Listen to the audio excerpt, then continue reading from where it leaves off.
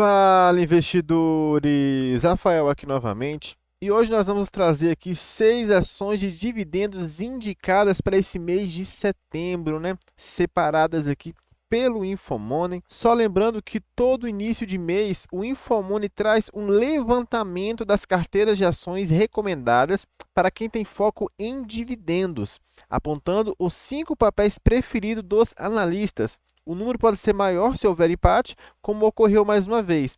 A gente tem que ver que a análise engloba os portfólios divulgados por 10 corretoras, tá, galera? As fontes são aqui grandes corretoras como BB Investimentos, Santander Corretora, BTG Pactual, XP Investimentos, entre outras. Ou seja, não são os analistas do Infomoney, mas eles separam aqui uma seleção, né, das principais ações recomendadas aqui pelas maiores corretoras que nós temos no nosso país. Só lembrando aqui que essa seleção ela segue o índice de dividendos da bolsa, né, o IDIV, que interrompeu uma sequência de 4 meses consecutivos de ganhos e recuou 2,8% agora neste mês de agosto para 7.800 pontos.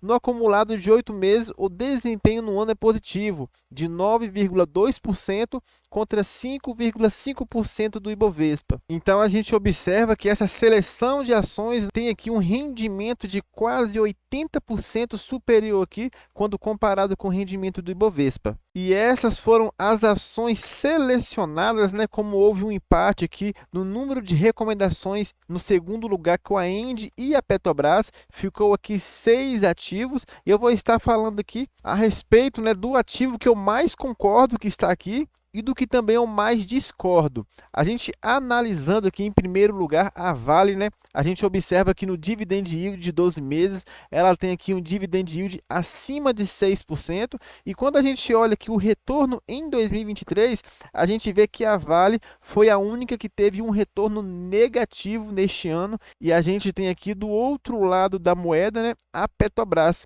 que teve aqui uma valorização de quase 62% apenas este ano de 2023. E quando a gente fala aqui a respeito dos dividendos, né, a gente vê que a ação que pagou mais proventos e a que menos pagou proventos aqui foi o Itaú Unibanco. E dentro daquela seleção, né, eu vou estar trazendo aqui qual ação eu mais concordo que esteja naquela lista e qual eu mais discordo que está naquela lista. Eu vou estar começando aqui com a ação que eu mais discordo, e é aqui a ação do Itaú. Ela está cotada aqui a quase R$ 27. Estou gravando na quarta-feira de manhã, o pregão ainda não abriu. E por que eu mais discordo dela? Porque o dividend yield dela é muito baixo, apenas de 4,4%. E quando a gente olha para a cotação da empresa, né, o que a gente observa? Que ela está aqui em uma LTA, né, fazendo topos e fundos ascendentes, e ela já chegou aqui a um patamar de preço que tinha sido um topo aqui antes da pandemia.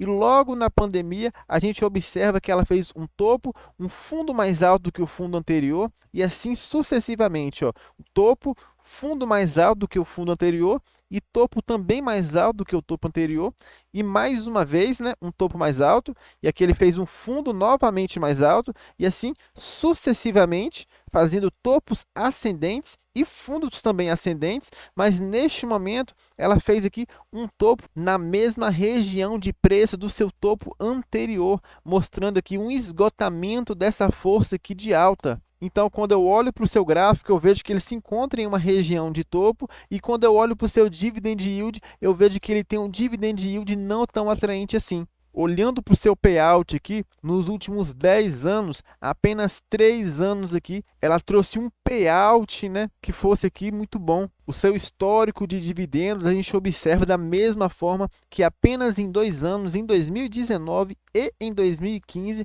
que ela pagou aqui bons proventos, e nesses outros 8 anos a gente vê que nenhum deles ficou acima de 6%, que é aquele mínimo que a gente busca, mostrando que não é uma boa empresa em relação, né, à questão de proventos, não é uma boa pagadora de proventos. Até porque, né, a companhia ela tem aqui 9,8 bilhões bilhões de papéis e é uma quantidade muito grande de papéis. Ou seja, mesmo ela tendo aqui um lucro e dividindo 36% para os seus acionistas, acaba não sendo, né, um bom dividend yield, justamente por ter uma quantidade muito grande de papéis. Eu vou estar trazendo aqui, por exemplo, apenas como efeito comparativo do Banco do Brasil, que tem aqui 2,8 bilhões de papéis e tem um payout aqui também muito próximo do payout de Itaú, um payout aqui de 40%, mas o dividend yield do Banco do Brasil está aqui em 9,5%. Por que que isso acontece? Porque a porcentagem do lucro, né, que é dividido para os seus acionistas é dividido por uma quantidade muito menor de papéis. Então, logo, o dividend yield ele é maior. Imagine que se o número de papéis aqui fosse o dobro, em vez de ser 2,8, seria 5,6, ou seja, o mesmo lucro, dividindo aqui 40% para os acionistas, mas se fosse dividido pelo dobro de papéis, o dividend yield aqui seria a metade. Então, por isso a quantidade de papéis importa muito. E a gente vê aqui o Banco do Brasil com 2,8 bilhões de papéis, enquanto o Itaú tem aqui 9,8 bilhões. Olhando aqui para o número de crescimento de receitas do Itaú nos últimos 5 anos, ele foi um número muito bom, mas quando a gente olha para o crescimento de lucros, a gente vê que não teve um crescimento assim tão relevante. Ele tem aqui ótimos números aqui, um ROI de 17%, um ROIC de 18%, que é sim um excelente retorno sobre capital investido, mas eu não colocaria ali na seleção de ações, principalmente, né, quando leva em consideração que é uma seleção para carteira de dividendos. A gente fazendo uma comparação aqui do Itaú com outros principais bancos aqui do nosso país, o que que a gente vê? O ROI dela é bastante elevado, né? Junto aqui com o BPAC, junto aqui com o Banco do Brasil, mas quando a gente olha aqui o preço sobre valor patrimonial, a gente vê que ela está operando aqui 48% mais caro do que o seu patrimônio, e quando a gente olha para os outros bancos, a gente vê desconto de 17% no Bradesco, a gente vê desconto aqui de 17% também no Banco do Brasil, desconto de 10% aqui em Santander. Apenas o BPAC aqui, né, o BTG Pactual, que está operando aqui a um preço sobre valor patrimonial bem mais alto, mas porque o BPAC aqui é um banco de crescimento, né, que tem um crescimento muito acentuado e até por isso o PL dele aqui está em 14, porque o banco é muito mais bem precificado, porque o investidor que investe no BTG sabe que está investindo em um banco de franco crescimento, ao contrário aqui do Itaú, né, que já é um banco consolidado. Então, por isso eu discordo totalmente, né, do Itaú estar nessa seleção aqui, principalmente, né, que é uma seleção para carteira de dividendos. E a empresa que eu mais concordo que esteja aqui dentro dessa seleção, não é muito difícil falar, né, galera, que é aqui a Vale. Muitos vão se perguntar por que não o Banco do Brasil, que está pagando aqui ótimos proventos, por que não a Petrobras, que tem aqui 27% de yield nos últimos 12 meses? E eu vou estar explicando para vocês. Eu vou estar mais uma vez aqui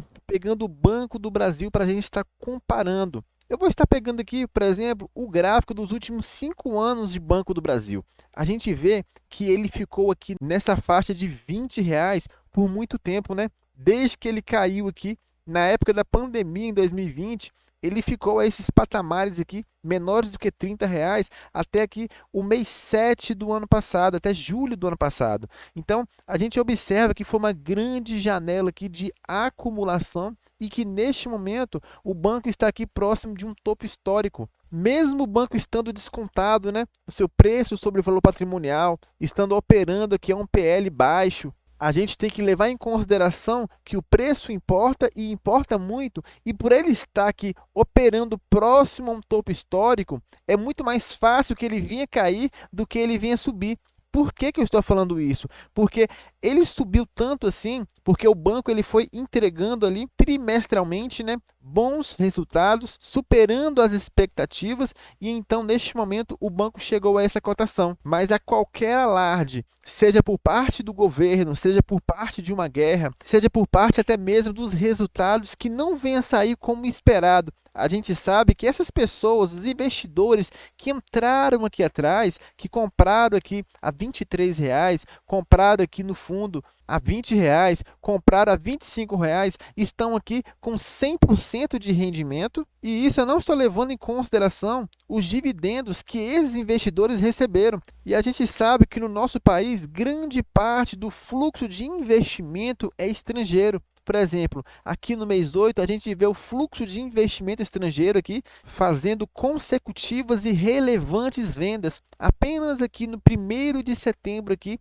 o investidor estrangeiro voltou a comprar novamente a nossa bolsa. Então, o que eu entendo disso? Eu entendo, se sair alguma notícia ruim, esse investidor estrangeiro, ele vai simplesmente realizar lucro e partir para outra. Eu sou um investidor de longo prazo que penso em ter uma carteira previdenciária, né? Mas nem todo mundo investe da mesma forma. Então é muito mais fácil que saia uma notícia ruim e os investidores comecem aqui a realizar lucro, né? E a ação ela venha despencar, do que a ação continuar a subir a partir desse ponto. E quando a gente olha aqui para o gráfico da Vale, a gente vê exatamente o contrário. A gente observa aqui que ela subiu nesse topo e teve essa grande correção. Novamente ela fez esse topo aqui e fez essa correção pela terceira vez consecutiva, e nós estamos aqui no fundo dessa correção, justamente por muitas especulações e notícias que está vindo lá do mercado chinês, que é um grande consumidor de minério de ferro. Quando a gente olha aqui os números da companhia, é simplesmente fantástico. A gente vê que ela cresceu a receita aqui em quase 9%, mas os lucros cresceram aqui mais de 17%, mostrando uma ótima administração. A gente vê aqui um ROIC absurdamente bom, um ROI de mais de 30%. Quando a gente vê aqui a dívida líquida sobre o EBITDA é lucro antes de impostos, juros, depreciação e amortização. A gente vê que em apenas um ano praticamente pagaria aqui 2 vezes a dívida, ou seja, é uma empresa lisa, que está pagando bons proventos, que está fazendo recompra de ações, que não tem dívidas, que tem um ótimo crescimento de lucros e que, quando a gente olha para a sua cotação, ela está aqui totalmente depreciada e que tem ótimas perspectivas aqui de valorização na sua cotação e também de continuar pagando bons proventos. Então, por isso, a Vale aqui é a minha melhor opção. Quando eu olho para a Engie, eu não vejo essa discrepância, né, na sua cotação, ela está muito mais bem precificada. A Petrobras também em topo histórico e a CPFL Energia também da mesma maneira, trazendo aqui para vocês também em topo histórico. Aqui também da mesma forma, uma grande janela de tempo aqui onde nós poderíamos ter aportado. A gente vê aqui aos preços de R$ 20, na pandemia chegou aqui a 16, mas logo depois tivemos grandes oportunidades de comprar a 20 e até abaixo de 20, e agora que a ação se valorizou 75%, o que nos resta é dar parabéns a quem acumulou aqui atrás, que não está recebendo apenas um dividend yield de 9,7%, mas recebeu um dividend yield 75% maior, de quase 17%. Então, neste ponto de topo histórico, não é momento de estar aportando na empresa, e por isso a Vale, para mim, é sim não a melhor, mas de longe a melhor opção neste momento. E o Itaú Unibanco não deveria estar nem nessa seleção aqui, no meu entendimento. Então esse é o vídeo que eu trouxe para vocês hoje, galera. Se vocês gostaram, deixe o like aí pra gente, ajuda muito o nosso canal. Se inscreva nele também e até a próxima. Fui!